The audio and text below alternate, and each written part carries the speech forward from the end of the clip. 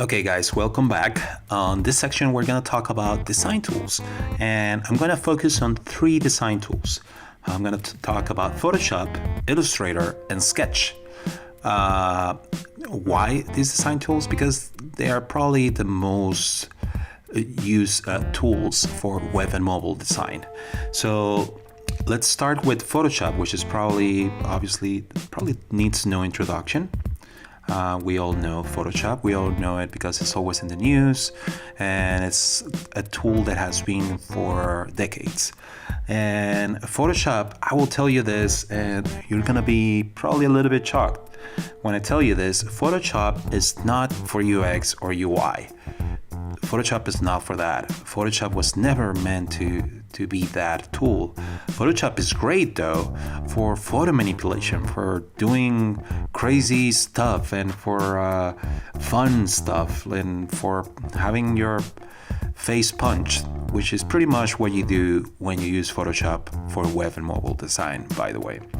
And also, it's great for graphic design. For example, these are illustrations that I made, and all these are, Photoshop is an amazing tool, very powerful tool for this kind of design.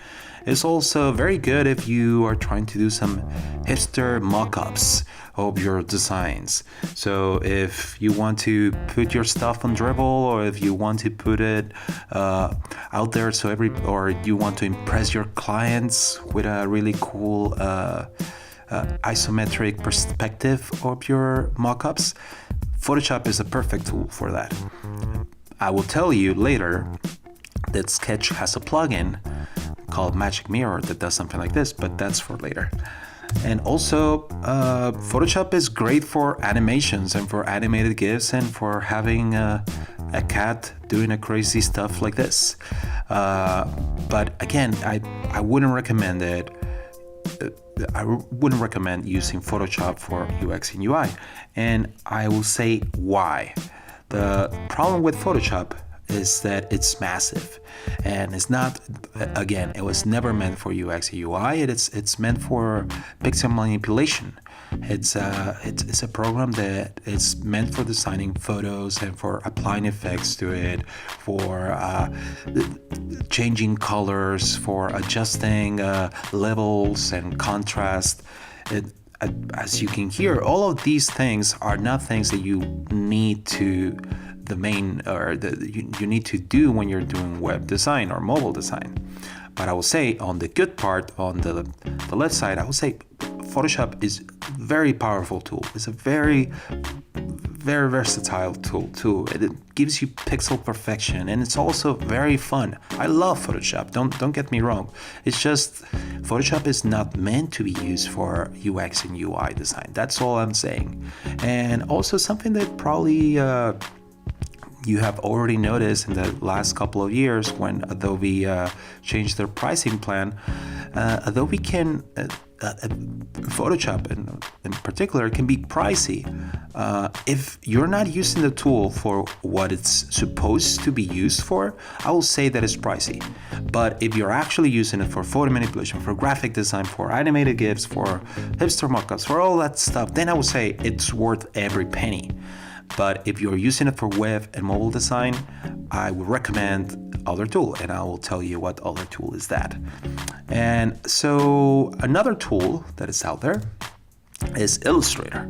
And Illustrator is one of my favorite applications out there. It's also from Adobe, as you know, and I love Illustrator. It's amazing. It's very powerful. It's Photoshop has been out for decades, and it's really cool.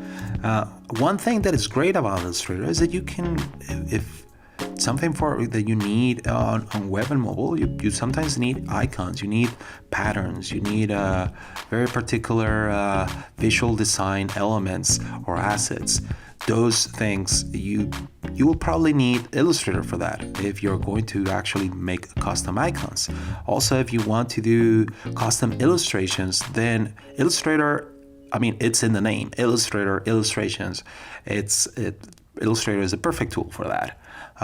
These, for example, I made them in Illustrator 2. These are made in Illustrator 2. It's great for graphic design. If you're doing posters, if you're doing illustrations, if you're doing concept art, graphic art, Illustrator is great for that too.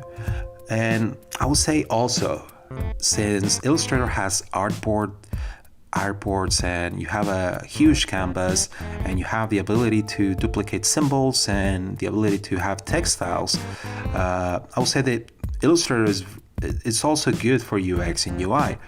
I actually used Illustrator for UX and UI for like 3 years, I think, and also for web design for a couple of years more.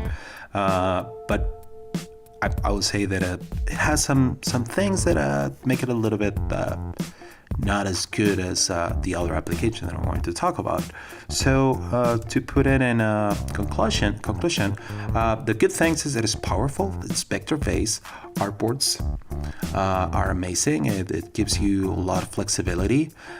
Colors, symbols, you can create palettes. You can use colors from Adobe. You can apply many effects, and it's very powerful. Again, Illustrator has been out for decades, and the engineering team have done a great job of creating a very efficient program. Some of these things are actually bad if you're doing UX and UI design, because it's a massive program that has a lot of tools, a lot of things that probably you will never use if you're just creating a mobile prototype, for example, that you're just using flat design. So sometimes the pixels can get a little bit weird. I don't know why. And originally, Illustrator was never built for UX. It's still, again, the use of artboards make it really easy, but it was never meant for that. Also, it's kind of hard, but there's not a huge community of people that use Illustrator for UX and UI. So you're kind of by yourself when you're using Illustrator. There's not a lot of templates that you can use, or probably plugins that other community members have done.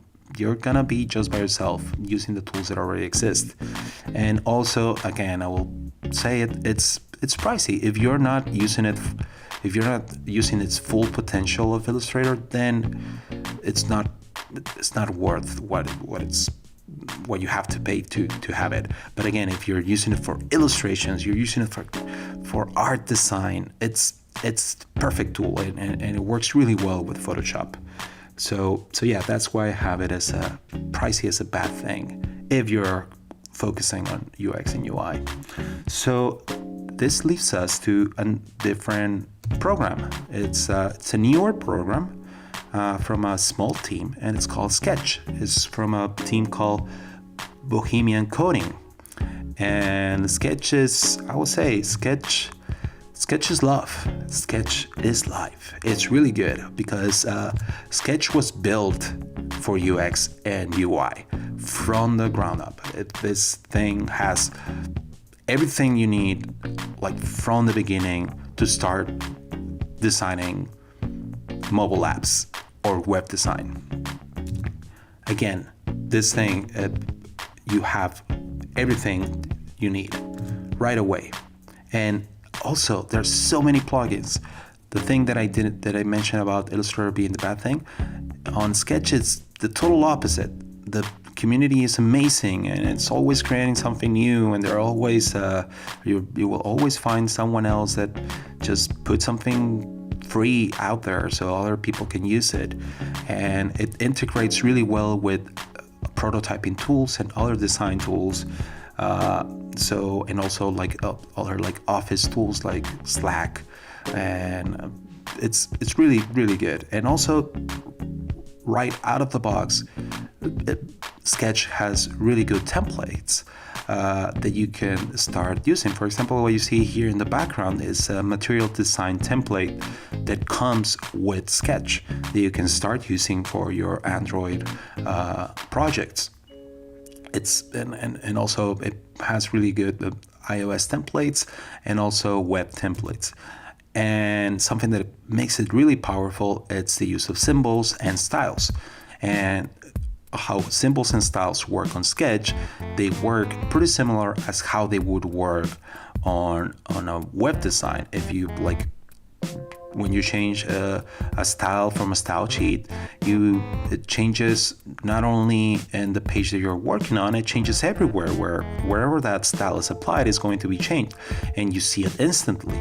Well, the same thing happens in Sketch, which makes it very powerful and also makes it really easy to use. That's one thing that Sketch, at least for the moment, has, which is since it's kind of a newer, very focused app, it's not as intimidating as Photoshop or Illustrator. They have this vast array of tools that if you're a newbie, you're gonna be like, oh man, there are so many tools, what should I do? Where so many buttons? So if it is easy to use because it's so straightforward. So again, has an infinite canvas, something very similar to Illustrator, but just this one is actually infinite because Illustrator has a limit. The use of pages and artboards.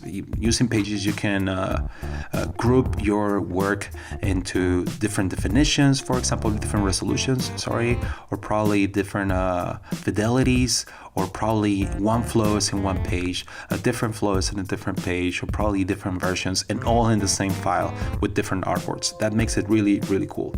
Also, the use of symbols and styles, as I said, the community, the ease of use, the build for UX. Something that is different from the Adobe products is you pay once and that's it.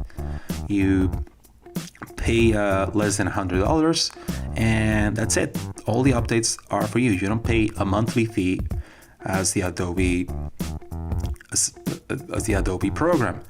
That's it, which makes it really affordable and more for beginners.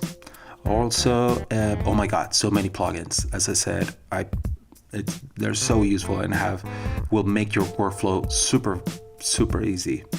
And some bad things about it is that the line height and some of the text, they're still working on it. So I suppose I have to say line height, you will have some problems with that. Also, it's not an illustration tool. So you can do some illustrations, but it's not as intuitive as Illustrator is, for example, or as powerful. And since it's a newer app, some of it, the performance is not as good as other apps. So it can be a little bit sluggish.